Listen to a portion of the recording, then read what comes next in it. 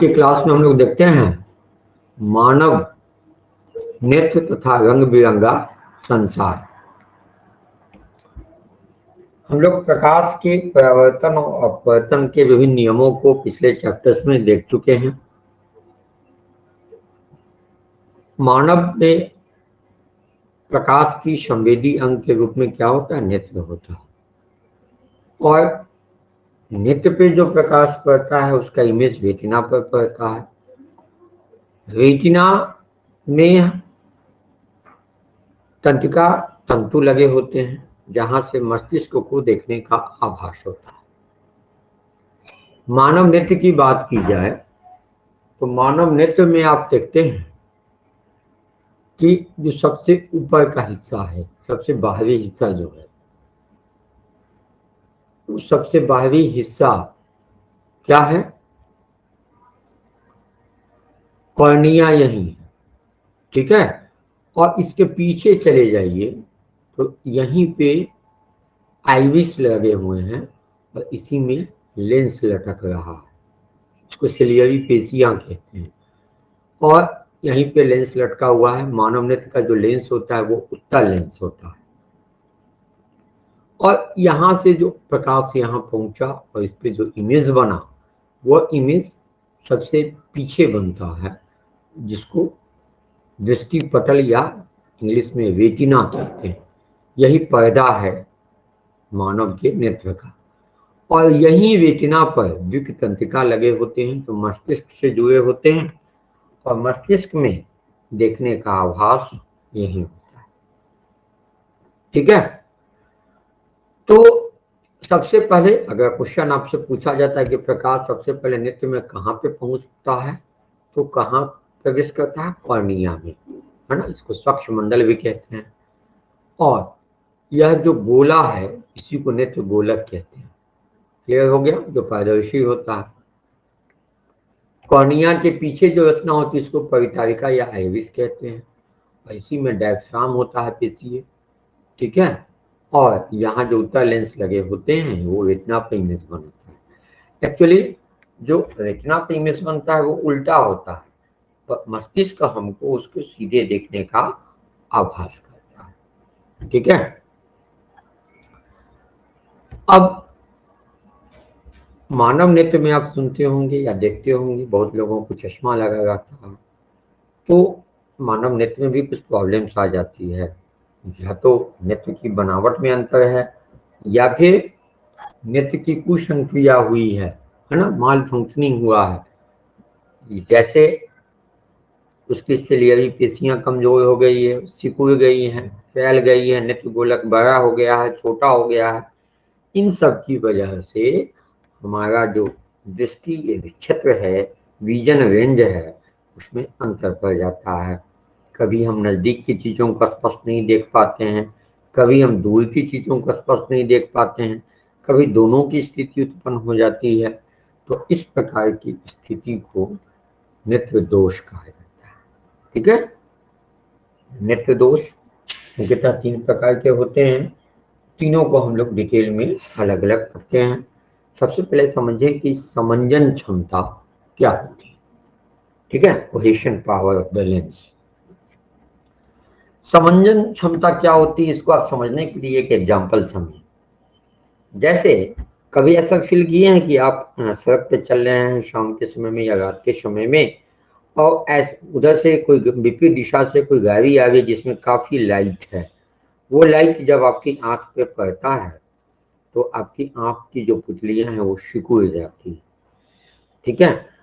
और जब कभी आप चल रहे हैं अचानक लाइन कट जाता है, अंधेरा हो जाता है, तो आपकी आंख की पुतलियां फैल जाती हैं, ठीक है। तो इस प्रकार हम वस्तु को स्पष्ट देखने के लिए हमारी जो पेशियां हैं वो फोकस दूरी को थोड़ा एडजस्ट करता है ना, बढ़ाता घटाता है, जिससे हम स्पष्ट देख पाए। नेत्र की यही क्षमता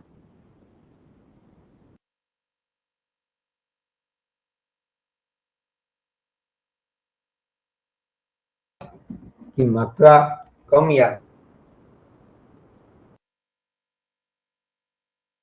से देख पाते हैं। कभी कभी ऐसा फील कीजिएगा प्रकाश ही नहीं, जैसे आप कभी ऐसा फील कीजिएगा कि कोई वस्तु को नजदीक का चीज स्पष्ट नहीं दिखाई दे रहा, उसको जब आप देते हैं कुछ पढ़ने के लिए, बहुत नजदीक वो लेंस को ले जाता है। ये क्या है? उसका समंजन क्षमता। ठीक है, फोकस दूरी को जो समायोजित करने की क्षमता होती है लेंस को, उसी को लेंस की समंजन क्षमता कहते हैं। अब समझिए कि हमारा जो देखने का जो रेंज है, विजन रेंज है, वह निकट बिंदु उसका क्या है और दूर बिंदु क्या है। एक सामान्य मनुष्य जो वयस्क मनुष्य है और जिसके नेत्र में कोई दोष नहीं है, वह 25 सेंटीमीटर की दूरी पर रखी वस्तु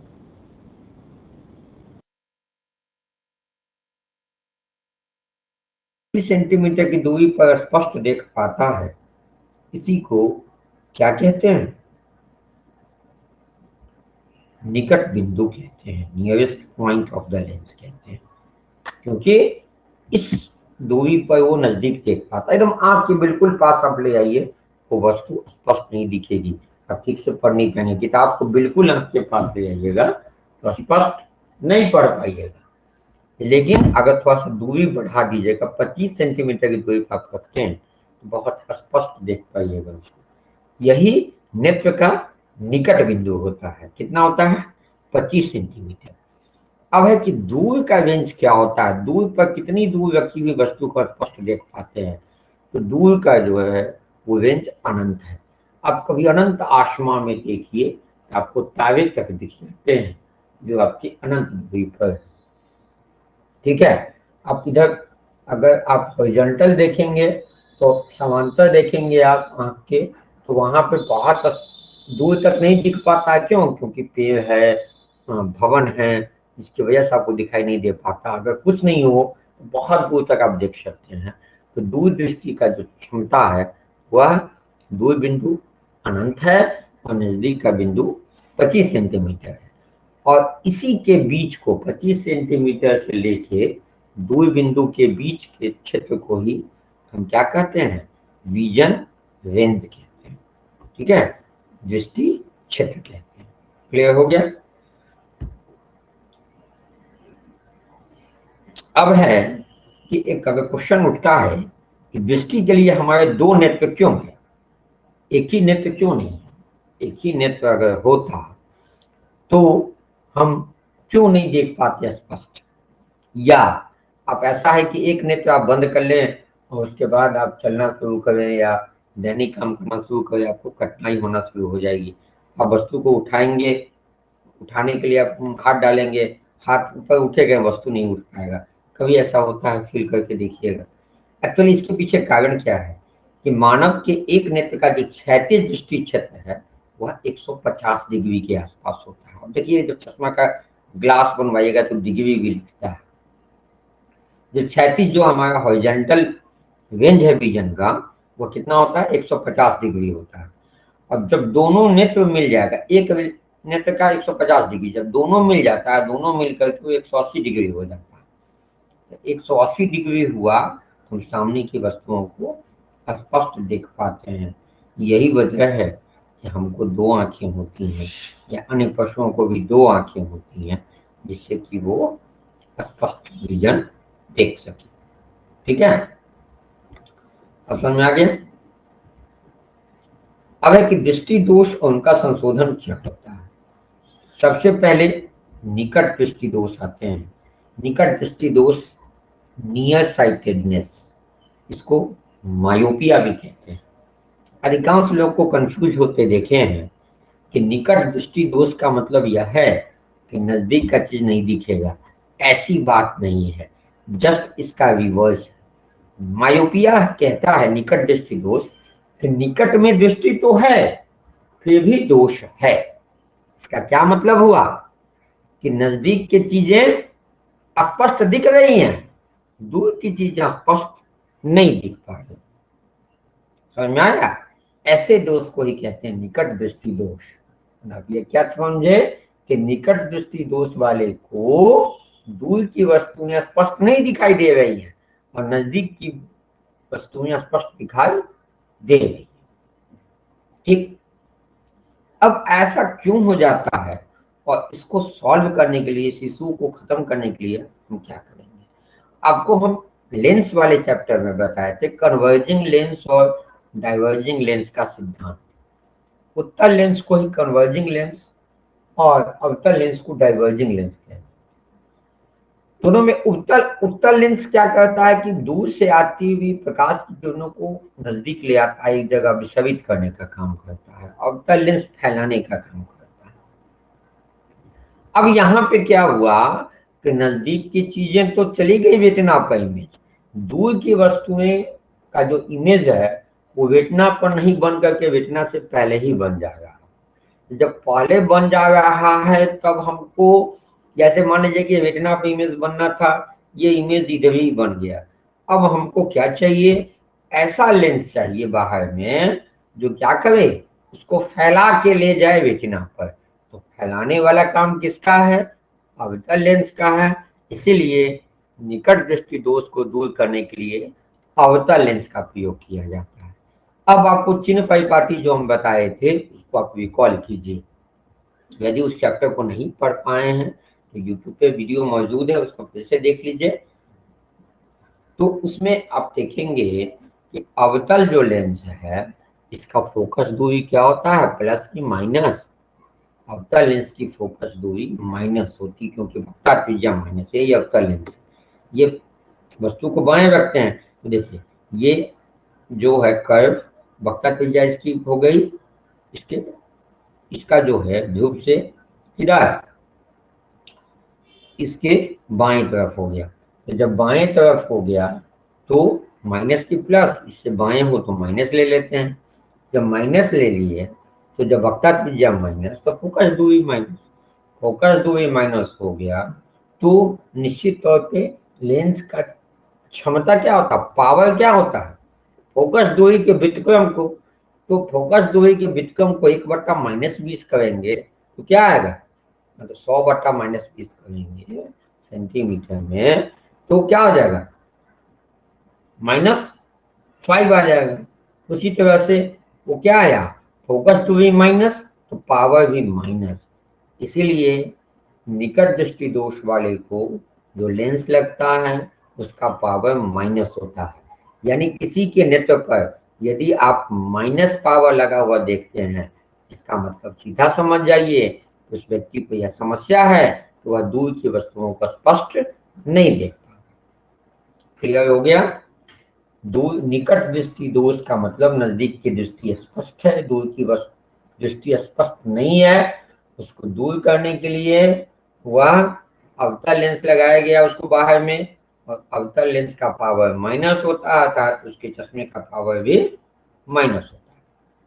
अब है कि ऐसा क्यों हो जाता है, क्या कारण है कि इमेज जो रेटिना पर बनना था, इस दोष से युक्त व्यक्ति को इमेज जो है वो रेटिना से पहले बन जाता है। इसका कारण क्या है कि इसकी जो वक्रता होती है वह वक्रता त्रिज्या अधिक हो जाती है, यानी फोकस दूरी बढ़ जाती है हमारे। तो ये लेंस है ना, इसकी फोकस दूरी बढ़ गई। इसकी वजह से क्या हुआ? तो रेटिना से पहले इमेज बना। या दूसरा रीजन है कि जो हमारे नेत्र गोलक है ये लंबा हो जाए, तो ये अगर लंबा हो जाएगा ये भी इमेज जो है रेटिना से पहले बन जाएगा। तो दो कंडीशन है जिसकी वजह से ये दोष उत्पन्न होता है।